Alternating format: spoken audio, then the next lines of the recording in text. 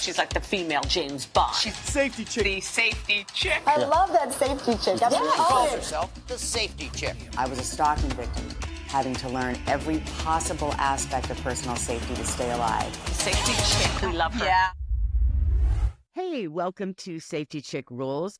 And today we're going to talk to a firefighter that has been through many bouts and successfully survived cancer, but also is the COO of the Firefighter Cancer Support Network. And when I was looking at the material on this, my mind was blown away that 75% of firefighter deaths in the line of duty come from cancer. So today I really want to shed light on this incredible statistics and what can be done about it. I mean, we value our first responders. We value firefighters. Every day they put their lives on the line for us and what can go on. But to know that, some of these statistics, I just want to read them off to you. Hang on one second. That occupational exposure for firefighters is classified as carcinogenic for humans, according to the World Health Organization. Firefighters have a 14% higher risk of dying from cancer than the general population. Again, I go back to 75% of firefighters that have died in the line of duty, the deaths are from cancer. So I want to introduce my guest today, Joe Schumacher. Hi, Joe. Thanks for joining us. Thank you. Because really, truly, I had no idea. I mean, we have all heard about, the first responders at the World Trade Center and how, the carcinogens have really wreaked havoc on that population, and how we see them, a great number of those first responders in this day and age and before, over the years, dying of cancer related to the chemicals and the carcinogens they inhaled, during the 911 rescues. But so tell me a little bit, first of all, about the organization and how you came to, be a part of it. Sure. So in 2005, a firefighter paramedic from Los Angeles County named Mike Dubron was diagnosed with stage 4 colorectal cancer. And during his journey, he realized he really didn't have anybody to talk to who kind of understood him as a firefighter and understood what he was going through in his battle with cancer. So he formed the Firefighter Cancer Support Network out in California. Today we are in about 44 states. But the network was formed so that when a firefighter or their immediate family member is diagnosed, they can reach out to us and they can receive support during their journey. And the biggest way that we do that support is through what we call badge-to-badge support, or another term is just mentors. So when a firefighter is diagnosed with, say, breast cancer, then we would try and pair them up with one of our mentors who has also had breast cancer. So it gives them somebody who can kind of guide them in their journey and support them, because they've already been down the same road before successfully in battling cancer.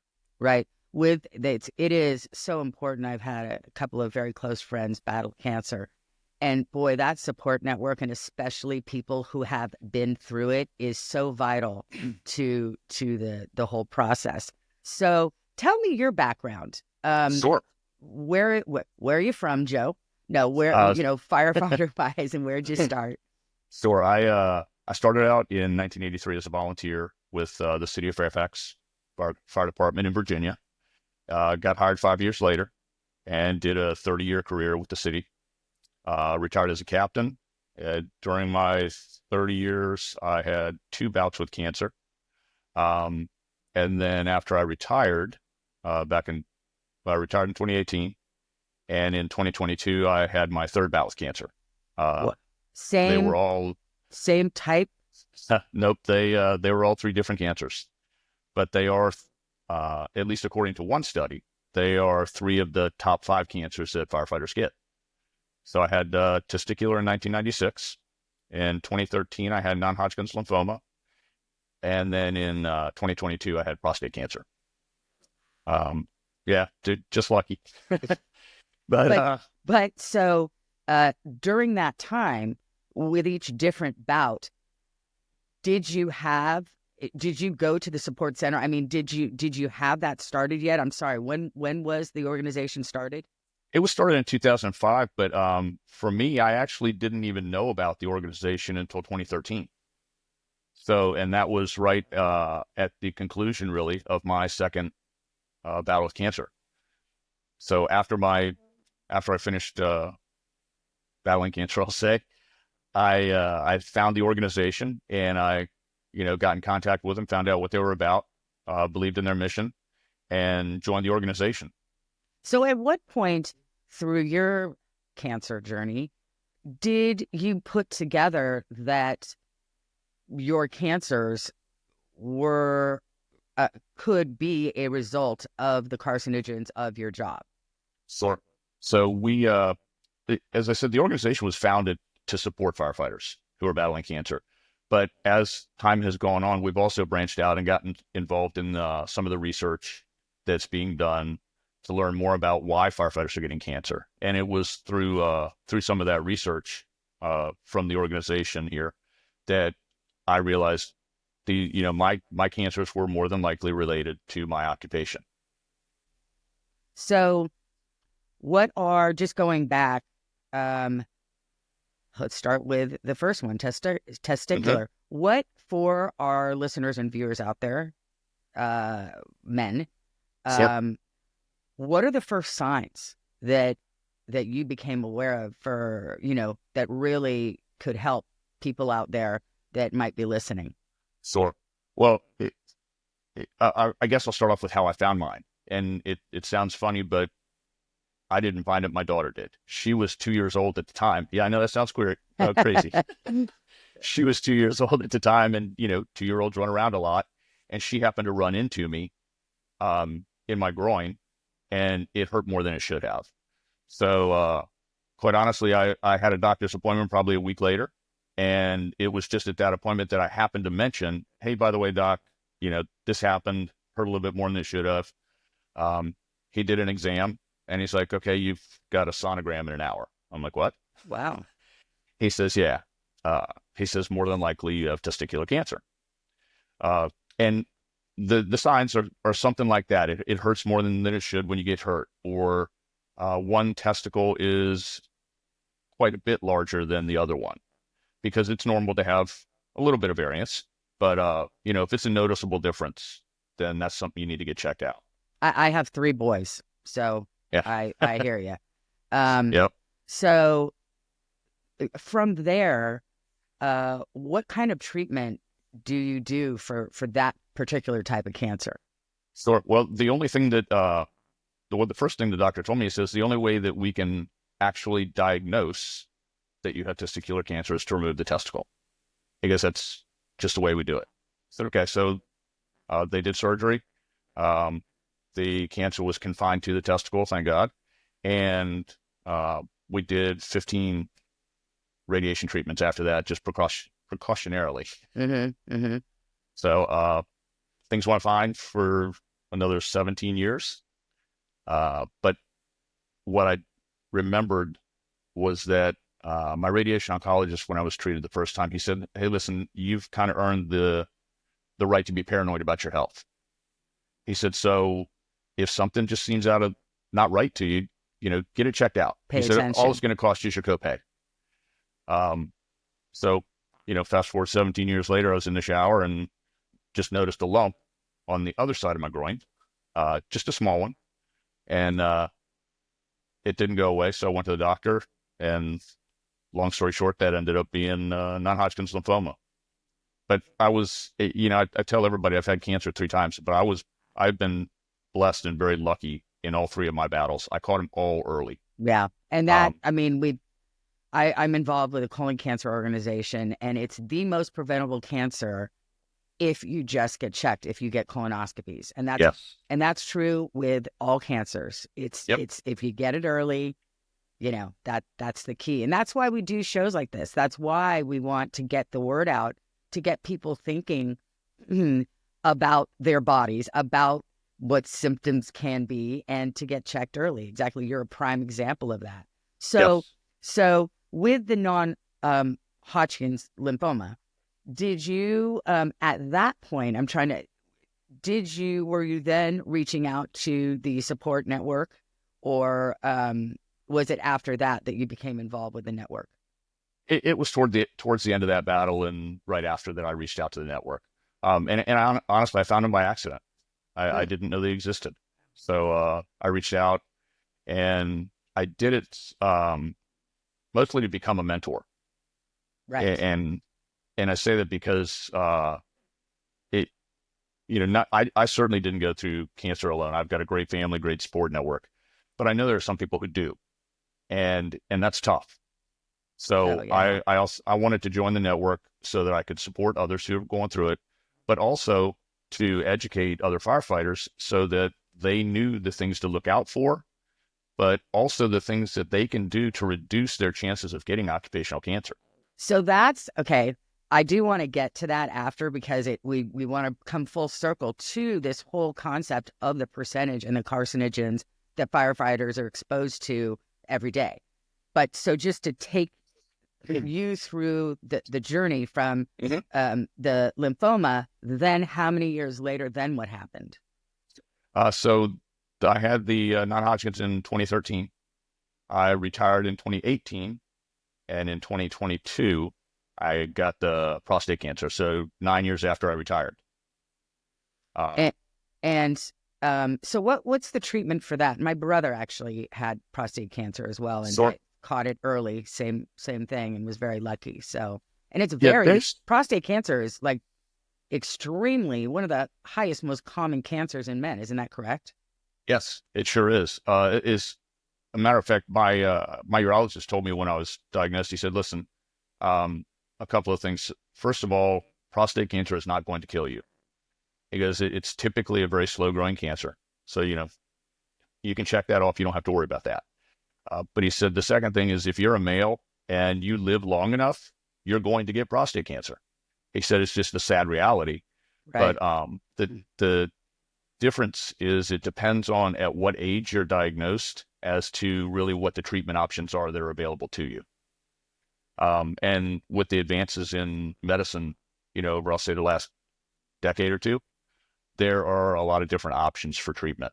Right. I chose removal of the prostate. That's probably the most radical one, but my urologist knew probably before I did. He goes, I know you want this out of you. Yeah, he goes, it's your third time, so we'll go ahead and do that. Right. Yeah. So, okay. Well, everybody's journey in life is different, but I would say that you've really had journeyed the cancer journey on many levels. But it's interesting how I always say, your path is your path. And, this show's about ordinary people doing extraordinary things to fight all kinds of things to help keep people safe, right? And so, through your cancer journey, I'm sure it made you passionate about finding out why this is happening to firefighters and what can be done about it. And as you're saying, just awareness. Right. So tell me now, when did these studies show that those carcinogens really directly were related to the cancer that these firefighters are getting? Right. There have been studies as far back as, I'll say, the 90s, but the study, at least in my mind anyway, that really kind of became the gold standard for quite a while was Dr. Grace LeMasters at the University of Cincinnati did a meta-analysis of 32 studies. And it was through those that she came to the conclusion that firefighters are, through their occupational exposures, at higher risk for developing these cancers.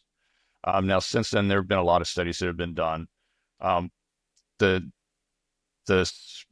I guess I'll say sad part is most of the studies that are done, they're on career firefighters. So there's not a whole lot of information on the volunteer fire service. Oh, wow. Yeah, so it's, which is kind of weird because if you look at the American Fire Service overall, about 70% are volunteers. But I think it's just because it's easier to get the career folks because they're typically in a municipality, that kind of stuff, where it's easier to track them. So, how are you all right, like what kind, I mean, in my mind, I see the firefighter going to the house or a building and, the various things. What kind of carcinogens, what kind of chemicals and things are firefighters exposed to in those situations? Oh, it's funny.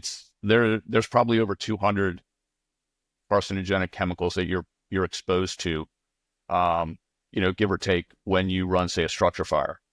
And that's what most people think about is it's when we go into a structure fire, like a house or a building, something like that. But what they don't think about or maybe realize so much is it's also when we run like a dumpster fire, because who knows what's burning in a dumpster? Right. Nobody really. Or an auto fire, because if you think about cars now, how much of them are made up of plastic? And plastic. Okay, so when you're wearing, aren't you wearing a mask as you're battling those fires, and shouldn't that filter out some of the, yes, chemicals? If you're wearing it. Now, and again, I kind of go back to people say, well, why didn't you used to wear your mask all the time? And I guess my answer is really, we didn't know what we didn't know. Should we have used a little common sense and say, hey, the smoke is bad for us? Yeah, we should have. But the other thing is there's so much bravado in the fire service, or there was, that, I'm tough if I don't wear my mask. And the biggest challenge to us making change in the fire service is the fire service culture itself. Exactly. Because if there's two things that firefighters hate, it's number one, when things change, and number two, when things stay the same. We're a very hard group to please. But yeah, so we've gotten a lot better with folks wearing their masks now, to auto fires, in structure fires, they've done it for quite a while. But things that we typically wouldn't wear our masks on that we have seen improvement on, thank goodness, is like when we went to something called food on the stove. Somebody just left their pan on, smoked up the house, that kind of stuff. Right. That has a very distinctive smell when you arrive on the scene. And a lot of times people will kind of back things down a little bit, get maybe a little bit too relaxed. And when they enter the occupancy, they don't put their mask on because they know it's food on the stove. Mm-hmm. It's not a big inferno or anything like that. So a lot of guys and girls wouldn't put their masks on. Again, fortunately, through some of the culture change we've seen through education, that's changing, and we now see people wearing their mask more. But that's just one of the modifiable risk factors, really, that firefighters need to employ to ensure that they do reduce their chances of getting cancer. That's like the major, just going back, a comparative is the NFL and football and helmets. Yeah. And, in the early days before they wore leather. And then, now in the concussion protocol, and it's funny, all three of my boys played D1 football, and them starting out in Pop Warner and then going through high school and all of that, they became very aware. I mean, my middle son was a safety. He's really mean. He was the hammer, not the nail. But he loved, hitting. And he would always be the one to kind of knock his noggin. But he really did have a self-awareness that, look, I want anyone on to play at Columbia University, Ivy League. So he's he really had a self-awareness that he knew what could happen with continued concussions and playing and all of that stuff, right? So It is, for that younger group, it is about awareness. And I would think the same thing with your firefighters. It's like, look at the statistics. It doesn't, stats don't lie. This is real. Protect yourself. Wear your masks, because knowledge is power, right? Oh, so how do you go about getting the word out to these guys and women? You sure? Well, what I think we've learned is we need to get to the firefighters when they're first starting in the fire service and educate them on the things that they can do, again, to reduce their exposures. Because if we can instill in them while they're going through their basic training, the right things to do, like wearing your mask from when you go into the structure until after overhaul is done, instead of taking it off when you start overhaul. Washing your gear, taking a shower as soon as you get back from a fire. All of the things that. Yeah, but isn't that like all protocol? Don't they already do all that, or no? Well, no. And some of that again is maybe, I should say, the difference with the career fire service and volunteer fire service, because if you're in the career fire service, most likely after a fire, you're going back to the firehouse, clean up your stuff, and you're there for a shift. So you're going to take a shower, get cleaned up, but if you're a volunteer firefighter, you may not have shower facilities at your fire station. Or you may not be going directly back to the fire station from that fire. You may be going back to work, whatever your full-time job is. Right. So there's some differences. And it's, again, it just instilling in people the right things to do early in their careers or their time in the fire service, so that they can, one of the things we teach people is you have to figure out what is your why. And when I say that, it's why do you want to do the right things? Is it that you want to have a long, healthy retirement? Do you want to one day be able to walk your daughter down the aisle? Hopefully one day maybe meet some grandchildren. And if those things are important to you, then you need to be doing the things that are going to help you reach those goals. And your health is paramount, and something only you can. You're in charge of your health, really. You make the decisions. So if you make the right decisions, then you have a much better chance of maintaining or reaching those goals. Absolutely. And that's the thing. I mean, with the young firefighters coming in, it is key to get them early because, at that age and for the profession, you feel, like you could take on the world, right? You're strong, you're young, you're fast, nothing's going to happen to me. And really, truly, it's people like you and your organization that can get to them and really instill in them a culture, a firefighter culture of how to do this job safely and effectively for a very long time, right? Right. So where, what kinds of, if somebody wanted to donate, because I know, as you said, your organization gives money to firefighters who are fighting cancer or families. Tell me a little bit about that, more about that, and how people listening or viewing can donate. Sure. So we honestly, we are not in a position where we provide financial support to firefighters, but we know the resources to direct them to get that financial support. So your organization would be like they would go to you as a resource to help find organizations that can help them. Yes. Yeah. We know where to look for that. And some of the organizations that are out there that are specifically can help firefighters. But what the money that people donate to us does is it helps us with our involvement in research. It helps us to fund our what we call a toolbox. Mm-hmm. So when a firefighter is diagnosed and they reach out to us, we offer them two things. The first thing is the toolbox, and that's really, I'll say, a little bit bigger in the Tupperware container. It's of the size that it holds hanging files. Okay. Because when you're diagnosed, you quickly find out that there's a lot of paperwork. Oh, yeah. Whether it's doctor's bills, lab reports, information for if you have a workers' comp case, all that stuff. But the idea is you can put all of anything that has to do with your battle with cancer in one place. So if you need it, you know exactly where to go to get it.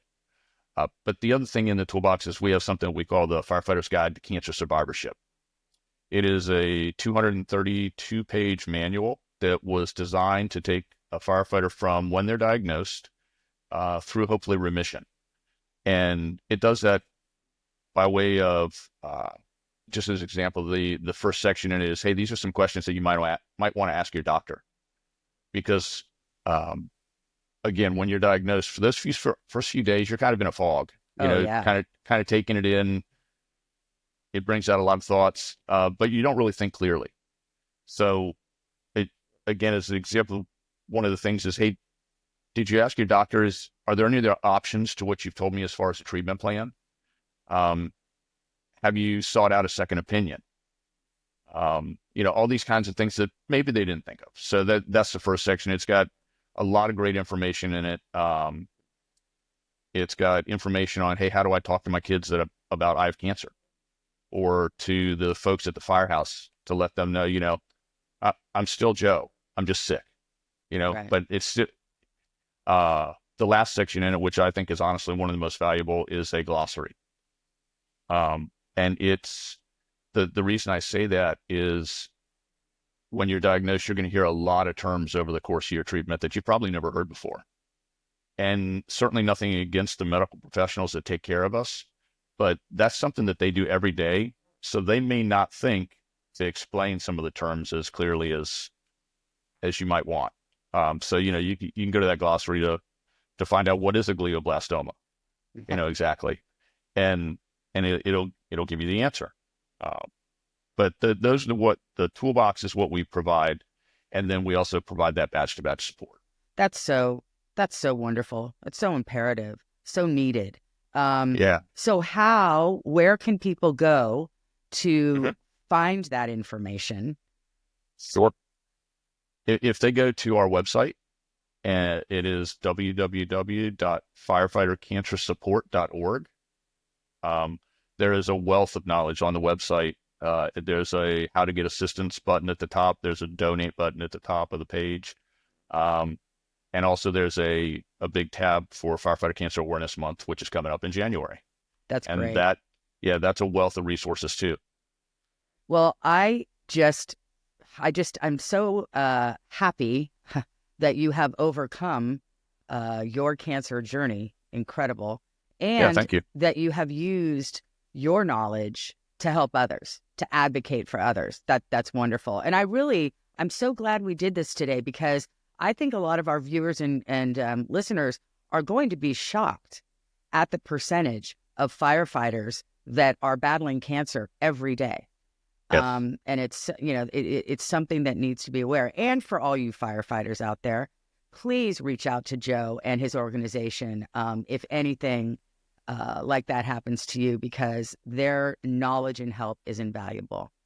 Thanks so much for joining us, Joe. Appreciate you. Well, thank you very much. I appreciate you having me on. All right. Until next time. SafetyChick, we love her. Yeah.